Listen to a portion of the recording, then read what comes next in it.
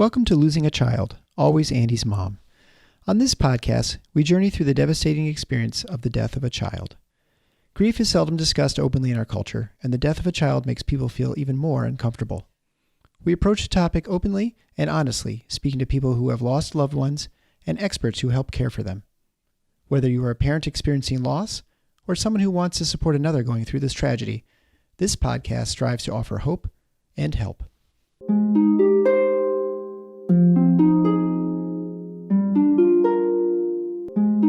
Thank you so much, Paula, for agreeing to come on the Always Andy's Mom podcast and talk about your sweet Daisy. No problem. It's a pleasure to be here. Oh, very good.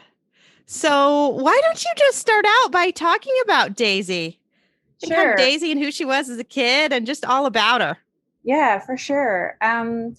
So Daisy was a very beautiful girl. She had like curly blonde hair and really long eyelashes that pretty much every woman was like, oh my gosh, I want her. And she did have some severe disability. She was born with microcephaly. So for the listeners, it's a small head. Yeah. And it affected some pretty major parts of her brain. So she was severely disabled. She couldn't like walk or talk or anything like that.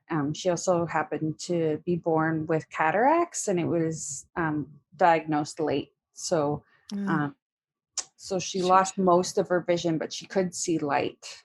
Okay. Good. And yeah, she was just a really smiley, happy kid. Do they know why she had microcephaly? No, they don't. It wasn't detected until obviously she was born. All of my pregnancy was beautiful, healthy. Like, I was 29 at the time, so like perfect timing. Yeah. Yeah, nothing came up at all, and but then they noticed it as soon as she came out, and then and then we had like a million different tests and saw every single specialist. I'm sure. And they never figured it out. Even the genetics people, they did like the full workup or whatever you would call that. It's called a microarray, which I think is to just test for really everything. So they do chromosomes and a microarray. It's a fancy thing to just say that they're testing for absolutely everything under the sun, pretty much. Yes, exactly. And like, nothing came up. And so, yeah, we really had no clue like why she was the way she was, but she was still pretty amazing. It's funny just hearing about her. So I have a very similar patient, but they knew that she had had a stroke when mom was 5 months pregnant. So they knew kind of ahead of time, but she reminds me so the same because this girl is now a teenager, but she has just a head full of curls and always had, and never stopped smiling. So as soon as you started talking about your Daisy, that girl's image comes to my head because I've not seen pictures of Daisy yet, but I certainly hope to and will, I know. But until then, this other girl keeps popping in my head I just loved her curls every time. She just had those beautiful blonde little curls. Yeah, it's they're pretty cute when they have those curls. I know it. Actually, when I was kind of researching microcephaly in the early days, one of the things that came up a lot was that they happened to be the happiest kids ever. Like that, it's just like, I don't know why. Yeah. For whatever reason. Somehow that bigger brain suppresses our happiness genes or something, right? Yes, maybe. I don't know. Who knows? Yeah. But yeah, so she was really she was still able to interact with the world even though she couldn't like move or talk. She mainly just by like smiling or giggling or things like that. And she absolutely loved any type of light source. So Sure. one of the things I loved to do was put on music, and then I put the visualizer on iTunes on, and would do these little like light dances while the music was playing, and she just loved it. I bet she did. I Yeah. bet she did. Probably moved to it a little bit too, huh? Yeah, for sure. So, yeah. Very good. Very good. So now do you want to move into a little bit with what happened to Daisy then? Sure. Yeah, so as I said, she was fully disabled. One of the things that she had issues with was swallowing. I was able to work with a feeding specialist, so she at least got to have some like mushy food. Basically, we got to that point.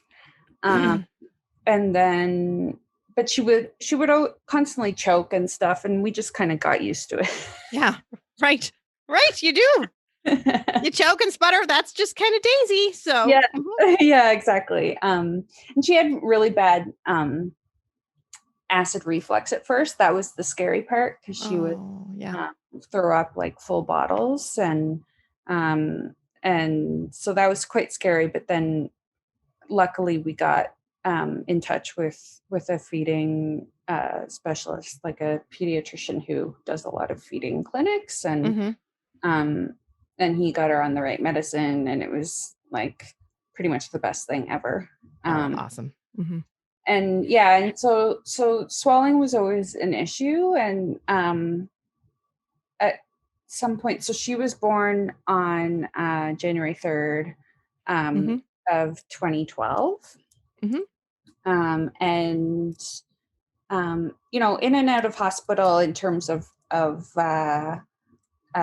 mainly for appointments. I think she'd only had one or two. No, I think she'd only had like one hospital stay, other than like when she had her cataract surgery. And wow. Yeah, she was pretty healthy. And you're in Toronto, right? Yeah. I didn't mention this at the beginning, but you are friends with Demetra, who is just on recently. So that is how Paula came to me, is really through Demetra. And she's another one of our Sick Kids Children's Hospital in Toronto listeners / guests now. So I'll give another shout out to Sick Kids. Yeah, Sick Kids. Sick Kids was one of Daisy's favorite places. And they have this giant atrium that had a lot of light and color and stuff, and so she just loved it there. But yeah, so she was pretty lucky in terms of like her actual health. And then in I guess it was in like late 2014, early 2015 that I noticed that it was getting more difficult to feed her instead of easier. Yeah. So we went back to, we have another really amazing children's hospital here in Toronto. It's a rehabilitation hospital. It's called Holland Fairview. Also amazing staff, amazing people. Like that's where you want to go if you have kids with disabilities. And so we did I came in and did a little feeding thing, and then they did a swallowing test. Where they actually x-ray during the feed to see where the food's going. And turns out she was aspirating on every little tiny spoonful. So it was going in her lungs and not in her tummy. Yeah. So that's when we had an NG tube for a while, just until we were able to get the G tube.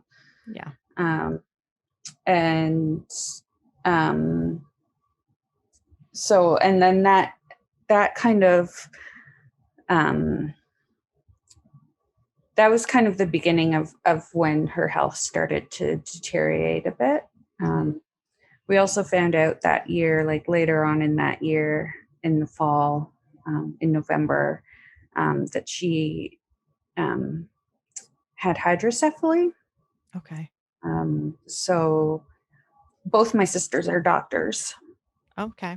And one of them was just kind of looking through. I had a binder full of like doctor stuff, notes and whatever. And my sister was looking through it and was like, "Oh, that's interesting. Daisy's head is like bigger than what you would expect for someone with microcephaly." And so luckily we had a neuro appointment like a couple weeks after that. And so I mentioned it to the neurologist, and then we had a CT scan, and yeah, it turned out she had hydrocephaly. So she had now fluid on her exactly on her already small brain. So now it's putting pressure on her brain. Yeah, exactly. And we had a consultation with the neurosurgeon, and he told me the options, which is you can get a shunt. That drains it, or the only other thing is to not treat. And the reasoning behind possibly not treating would be that I guess shunts get infected quite easily, and I had one of those conversations with him where I literally was like, "What would you do?" And he very kindly was very honest and said, "I wouldn't get the shunt." So that was when she went on to kind of palliative care. And so we had like, a DNR and all of that stuff. Yeah. That's a tough decision to make, isn't it? Yeah, it is. It's, I mean, it completely came naturally to me in terms of like, okay, we won't treat then. Yeah. But yeah, like it sucks. It's really not something that you want to have happen. And yeah, and then so at that point, like we didn't really know. He said, she could live for a long time. She could, pass away in a couple of weeks. We don't really know. And that was in November of 2015. And then in December, the end of November and then the early December, she started getting respiratory infections. And so I think we got about 3 in a row. She'd been on antibiotics, and the poor girl, she was on these antibiotics, and then not only was she still having a cold and stuff, she was having like crazy amounts of diarrhea. For a while, for a couple of weeks. It's bad side effects to all those antibiotics. And so I ended up taking her into the hospital on December 19th, 2015. And basically she just never recovered. She slowly started to lose the ability to even handle like a little bit of food in her stomach, and so we had to stop feeding her. And then she actually ended up passing on her 4th birthday. So. Wow. Fitting, I guess, in some way that you welcomed her to this earth and said goodbye on the same day. But what a tough day that must have been for you. Yeah, it's kind of funny. Like we had been in hospital from the 19th on, and we were going to go. There's a children's hospice called Emily's House in Toronto, and we were hoping to go there, but moving her became too difficult because every time they even like moved her a little bit, she would start coughing. Oh, yeah. So, and I guess a lot of kids go home for the holidays if they're in hospital, like if they're healthy enough and can go home, then they try to get them home. Right. But we were not able to do that. So, me and my husband stayed at the hospital for however long that is, 2 weeks plus a few more days. And my family kind of were there pretty much every day, and we just kind of watched her. She was basically in what looked like a coma, basically, because she wasn't ever really awake. Yeah. And yeah, and I think the thing that I'm really happy about is that she went peacefully and without pain. That is a blessing for sure. So, and the fact that it was on her birthday, it's almost like a little gift from her in a way, because regardless of, like, it was happening, right? And so it's either that we have 2 days of like crap, or we have 1 day of crap. So I was actually thinking that. I thought, wow, Andy's birthday is always so hard now. We've had, 3 of those, 3 birthdays, and they're just terrible days, right? And I can't work and it's horrible. And then the anniversary day of his death is horrible. So we've had 2 of those. And I think, and it would be kind of nice in some ways to just have one really bad day a year instead of one in April and one in August, Yeah, for sure. It really was. Yeah. Like I think of it as a gift. I don't know. And like the timing was also so interesting. She was born on January 3rd, 2012 at like, I think it was 1:45 in the morning. Then she passed away January 3rd, 2016 at like 3:30 or 3:45 in the morning. Wow. So that was all. Yeah, it seems like it was kind of meant to be, right? It was just meant to be right at about that same time. Yeah. To have her live just exactly 4 years, really. Wow. Yeah. Wow. So talk about the time after and what that was like, how people helped you and. So the time after sucked really hard. I honestly can't tell you like much detail because in my head it all kind of jumbles into one just like really sucky time period. Like I barely remember exactly what happened when, and I did have a lot of great support. We had a memorial for her. My mom is a reverend, and she so she did the service, and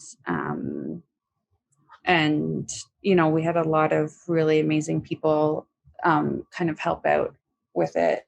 Her teachers, she had gone to preschool, to a preschool for kids with disabilities, and so her 3 main teachers came, and I think there were other teachers as well, but they came and said a little poem that they wrote about her. I had some friends who showed up that I haven't seen in years, and some people who didn't even know Daisy, but had Yeah.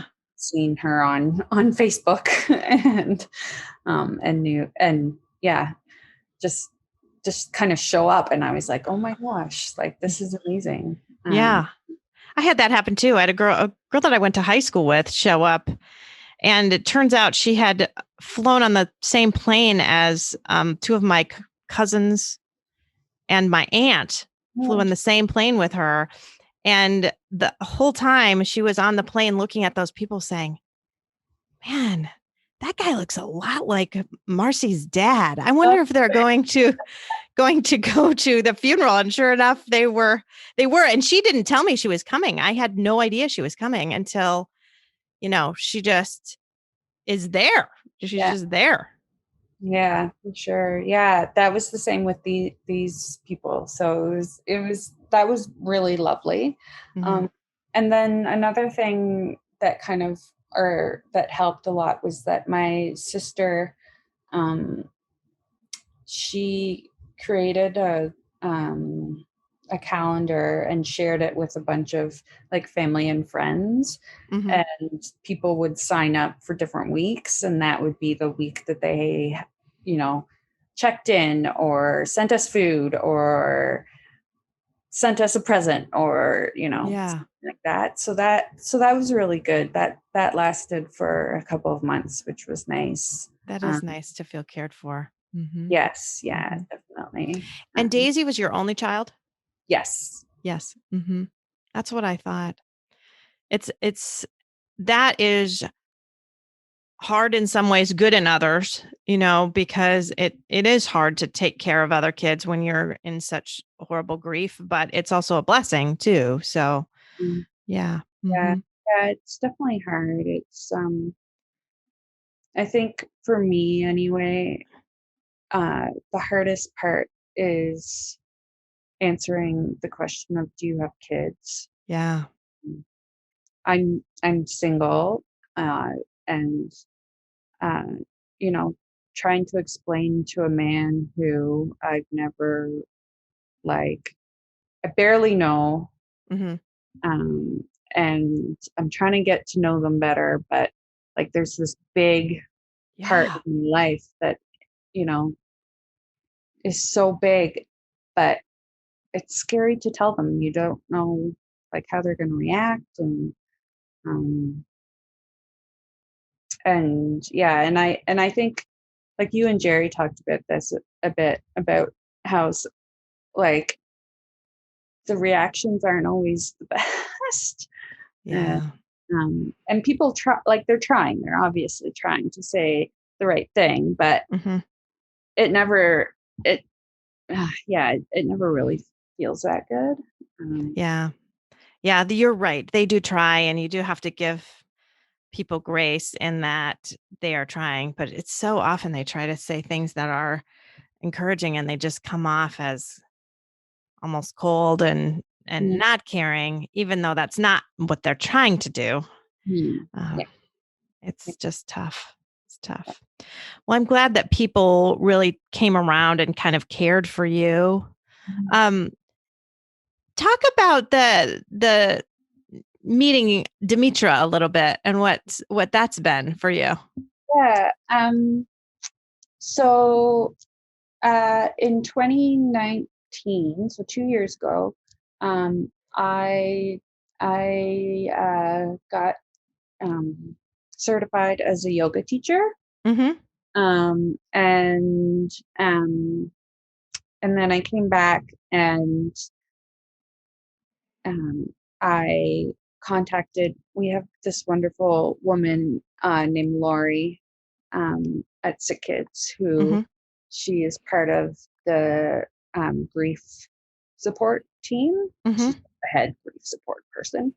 And so I contacted her, and said, I'd really love to be able to offer yoga classes, because they were looking for different types of things to do for the parents. Mhm.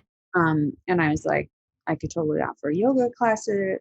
I find yoga really awesome. It would be really fun. And so I started doing them, I guess, in the fall of 2019 in person, Mm-hmm. and then went to online as soon as the pandemic Sure. hit. And at some point last year, I don't know when, Demi was at one of the yoga classes, and I guess so. Normally, what we do is we say hi or whatever at the beginning, then get straight into the yoga, and then there's time afterwards if people want to talk or whatever. And so And this yoga is just for bereaved parents, right? yes, yeah, it's just for the sick kids' parents who have signed up for um, yeah, this course or whatever you would call it. Mm-hmm. Um, Mm-hmm. so yeah, so I don't know, I guess we connected a bit. I had shared my Instagram account with them, Mm-hmm. because I post things, and last summer I was doing, every once in a while I would do a live yoga class Mm-hmm. on Instagram, and so Demi ended up friending, I don't know, following me on Instagram, Uh-huh. um, like pretty much right away, and then we started to message back and forth, and then um, and we just haven't stopped, basically. Uh-huh. And yeah, it was just really it was very organic. Like, it was really nice to be able to talk to her. We've had a few telephone conversations, um and then more recently, I went to Eleni's grave site to meet her Mm-hmm. in person, um and yeah, so she's actually one of my closest friends, I would say, at this point, because we, like, you bond so quickly when I know. It's amazing, isn't it?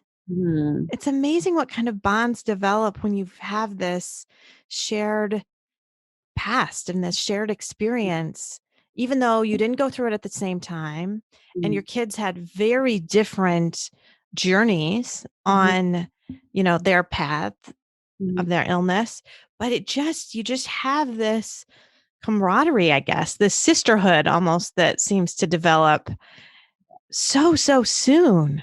Yes, yeah, it's pretty amazing, and yeah, I feel very honored to have her in my life, and um, more recently, I went to it was Eleni's 12th birthday, Mhm.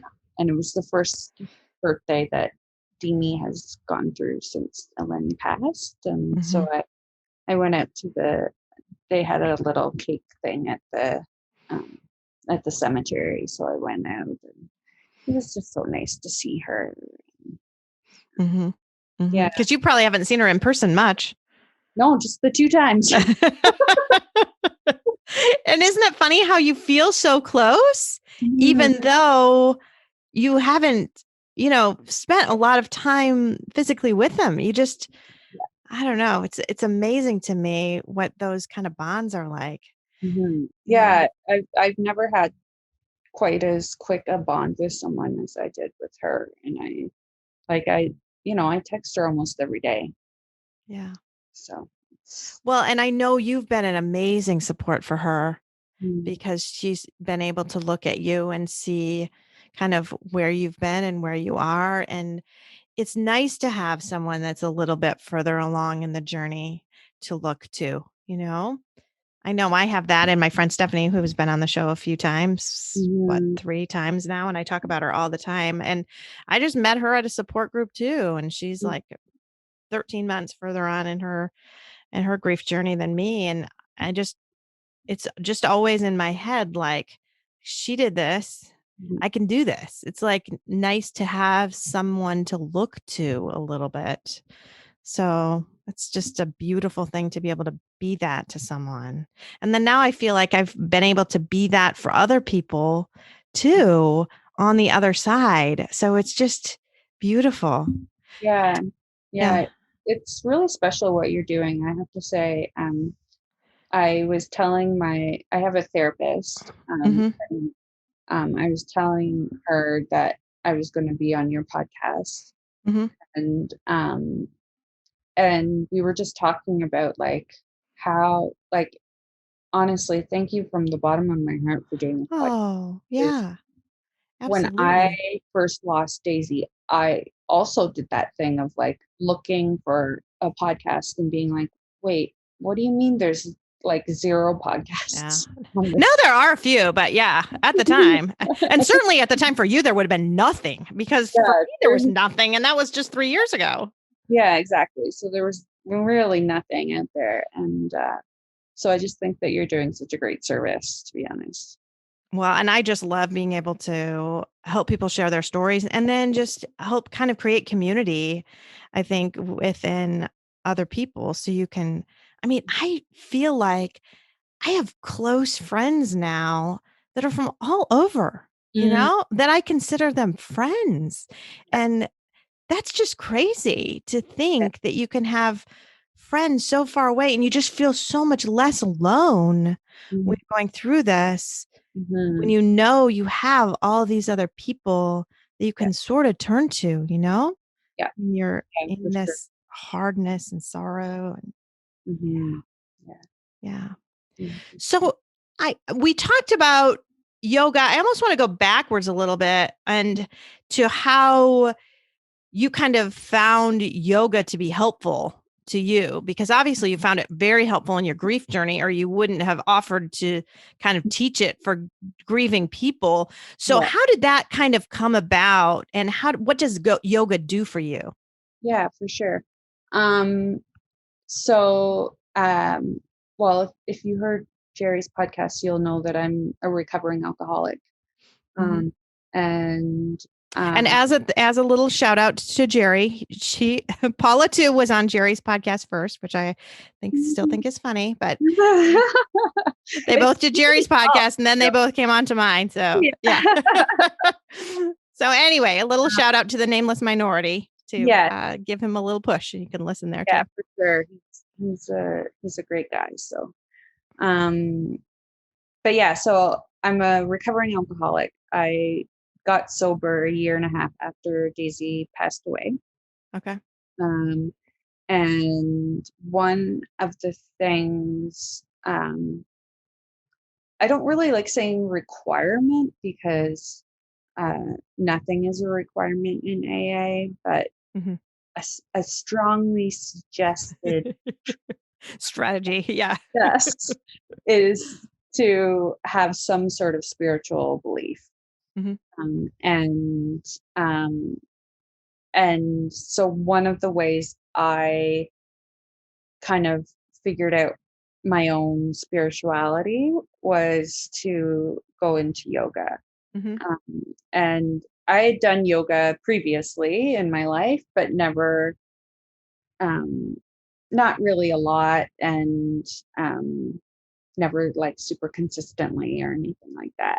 Mhm. But I knew that I enjoyed it, and that it had that it had the things that I was kind of looking for, like bit of Sure. meditation, um, and something that I found for both. A lot of the things that are good for my recovery are also good for my grief. Uh-huh. And so uh, I found that with yoga, um, and at first I just started like, I literally Googled yoga, YouTube, something, some videos, um, and the thing that I really clung on to was that you can do like 5 or 10 minutes of yoga and have 5 or 10 minutes of clarity in your brain, Okay. which is on some days is the most you'll get. Mm-hmm. Um, Yeah, and for just sure. like learning to breathe Mm-hmm. and was so important because when you're, or for me anyways, my stress kind of comes up to my shoulders, comes up to my ears, and I can't breathe, and my Mm-hmm. brain is going a million miles an hour, Mm-hmm. um and I find that even on the really bad days, like if I'm really sad and I'm missing Daisy and I hate life, I can, you know, get onto my yoga mat, do a few moves even, and that's a good day then. Yeah, yeah, That's better yeah. than That's actually beautiful.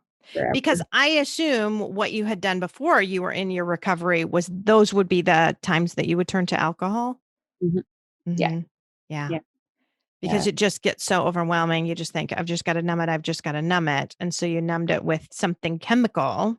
Yes, And yeah. this way you substituted that with trying to get through it spiritually. Yes, yeah, exactly. Um, and also I've found that so now I my daughter, so Daisy was cremated. We Mm-hmm.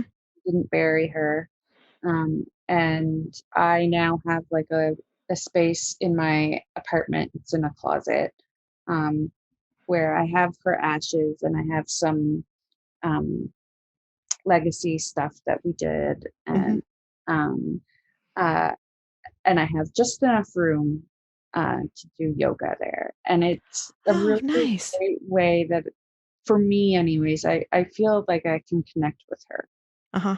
Um, and and that has been, one of the most special things that I've done for myself. Um, Yeah.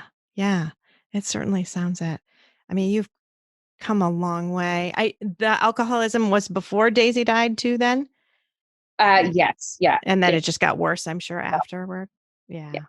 Yeah. I would think that I mean, she had been struggling through a lot just even with her illness, right? And with her all the stuff that she was going through, but afterwards, wow. yeah. Wow. Mhm. Mhm. Um so and then kind of try to think what I had something else that I wanted to talk to you about. Oh, so other people that were kind of important to you on your earlier journey. We talked about Demetra being so kind of key for you now. Did you have people that you were able to turn to right away Um, or not so much? I mean, I guess a bit. I've always been really close with both my sisters and my Okay. mom. Mhm. And my mom being a reverend, she Mhm. was good at like talking about the hard stuff. Yeah. Um, Yeah. and they've all been always really good at just letting me have the bad moments, like, Yes. yeah. Oh, I love that. I Mhm. love that. You do need people that are comfortable with the sadness, comfortable with the darkness, really, because you are in a dark place when you're grieving. And a lot of times people just want to flee from that. And all they want to do is like pull you out from the dark pit when Mhm. sometimes you just need someone to sit in the dark pit with you for a little bit. Yeah, Hmm. yeah, exactly. And then my therapist also, I have been working with her since Daisy was a baby because I had Wow. some Okay. issues. So she had even met Daisy and knew, like, Oh, so it's been a really great relationship with her because it's she's really good at just um she knows the story of Daisy, so I didn't have to like go into that. yeah. That's Just, nice. you know, deal with what was going on that day or whatever. So Hmm. Well, and to have someone be able to walk with you that whole journey, especially that last year when she was kind of in decline and how you had to make some of those decisions. And then to have that same person to be able to walk beside you the whole time is so invaluable. Mm-hmm. Yeah. So those have been the most important, I would say, in my life. Mm-hmm. My ex-husband and I, total opposites in terms of how we deal with it.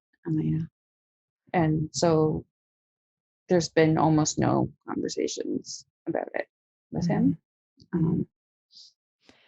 Did she die after you were divorced or before? No, before, but we were probably on the outs at that point.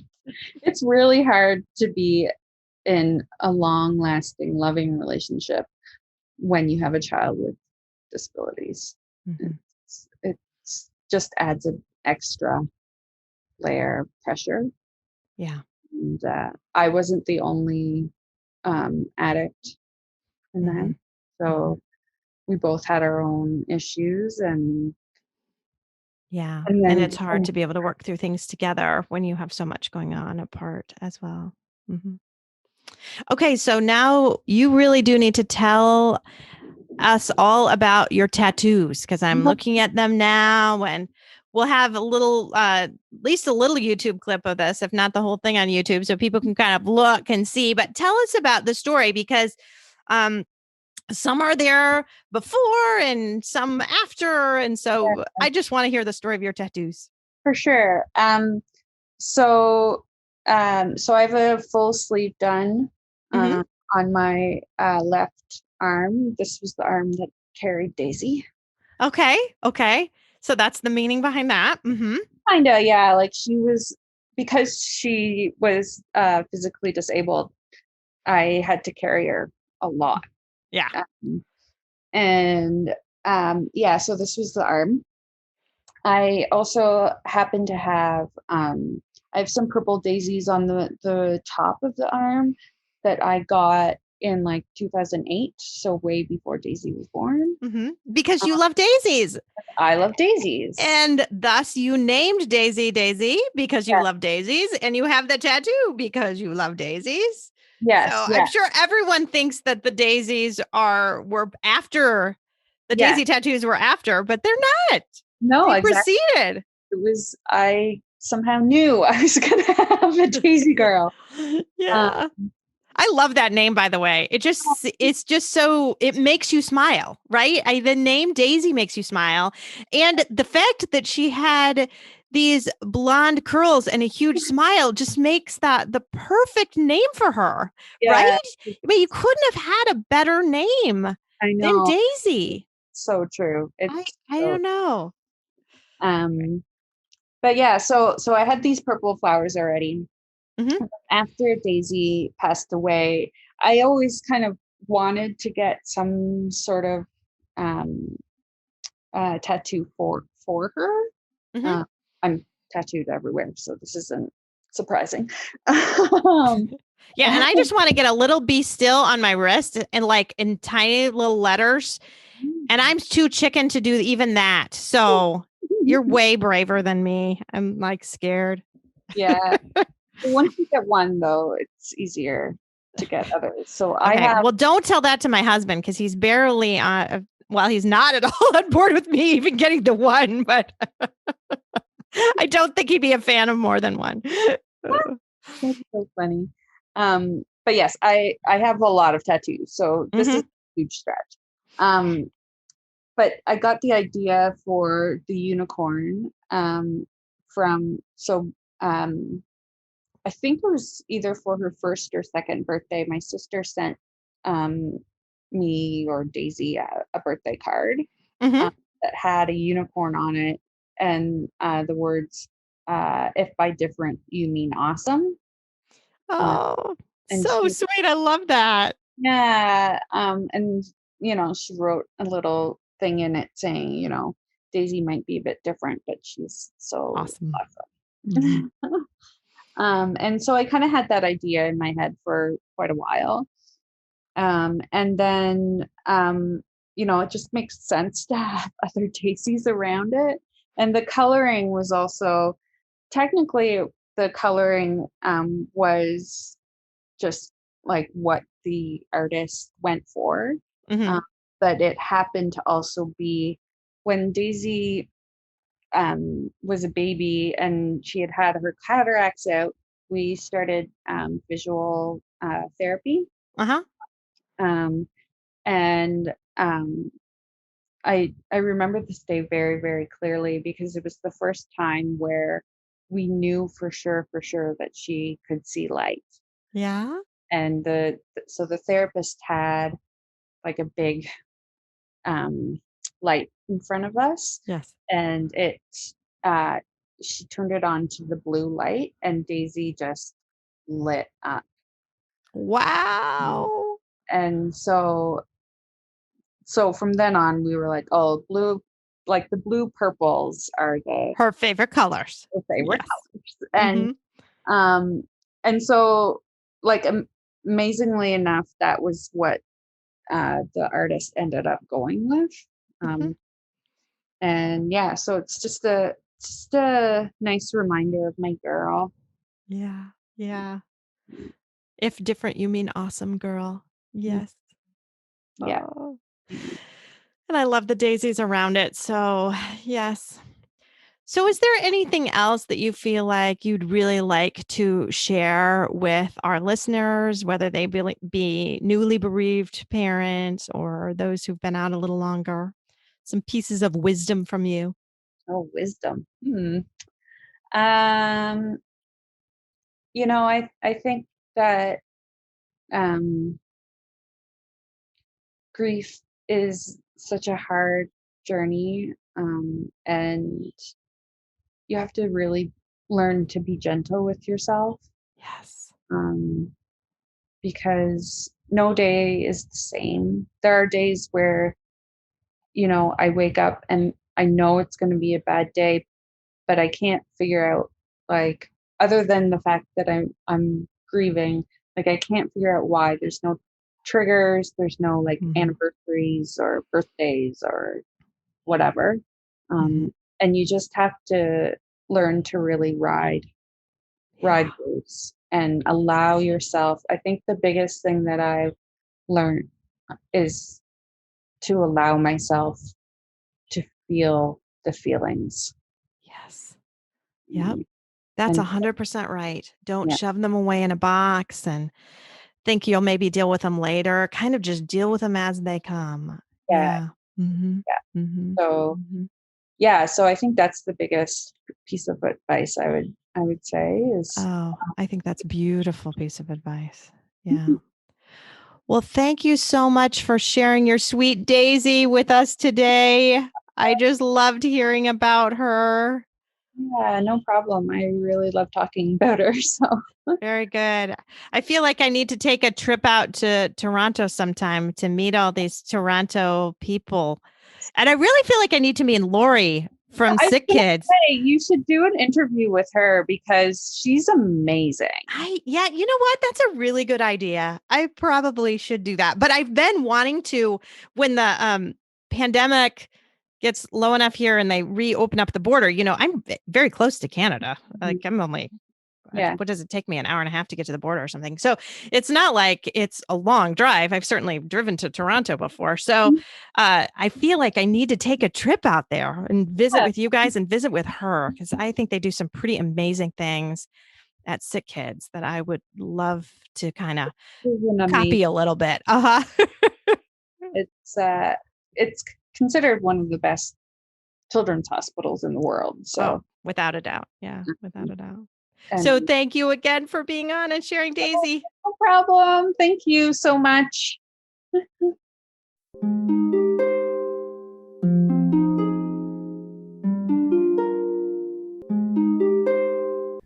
Thanks for listening to Losing a Child, Always Andy's Mom. Please subscribe to the show on your favorite podcast player. We are always looking for new show ideas. If you'd like to be a guest, know someone who'd be a great guest, or have a show idea, please email us at marcy@andysmom.com. Be sure to visit the webpage, andysmom.com, for more content, including Marcy's blog. There you can also sign up to receive updates via email. Together, let's work to inspire hope, one day at a time.